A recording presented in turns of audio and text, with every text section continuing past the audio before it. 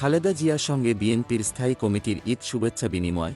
দলের চেয়ারপারসন খালেদা জিয়ার সঙ্গে ঈদের শুভেচ্ছা বিনিময় করতে তার বাসভবনে গেছেন বিএনপির স্থায়ী কমিটির সদস্যরা। সোমবার রাত ৮টার পর রাজধানীর গুলশানে খালেদা জিয়ার বাসভবন ফিরোজায় প্রবেশ করেন তারা। বিএনপির মিডিয়া সেলের সদস্য সায়রুল কবির খান এ তথ্য জানান। ঈদ শুভেচ্ছা বিনিময় করতে যাওয়া নেতাদের মধ্যে রয়েছেন স্থায়ী কমিটির সদস্য খন্দকার মোশাররফ হোসেন, জমির উদ্দিন সরকার, মির্জা আব্বাস, গয়েশ্বর চন্দ্র রায়, নজরুল ইসলাম খান ও সেলিমা রহমান। এদিকে গত কয়েক বছরের মতো এবারও খালেদা জিয়ার ঈদ কাটছে গুলশানের বাসা ফিরোজায়। বড় ছেলে বিএনপির ভারপ্রাপ্ত চেয়ারম্যান তারেক রহমান পরিবারসহ লন্ডনে, ছোট ছেলের স্ত্রী ও সন্তানরাও দেশের বাইরে। তাই দেশে থাকা ভাইয়ের পরিবারসহ ঘনিষ্ঠ স্বজনদের নিয়ে ঈদ কাটিয়েছেন সাবেক এই প্রধানমন্ত্রী।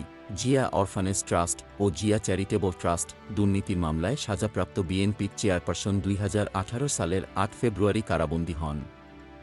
২০২০ সালের ২৫ মার্চ সরকার নির্বাহী আদেশে স্থগিত করে শর্ত সাপেক্ষে তাকে সাময়িক মুক্তি দিয়েছিল।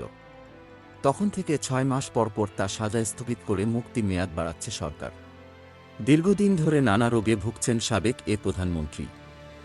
বিএনপির মিডিয়া সেল সূত্রে জানা যায়, ঈদুল আজহা উপলক্ষে বিএনপি চেয়ারপারসন একটি গরু ও একটি খাসি কুরবানি দিয়েছেন।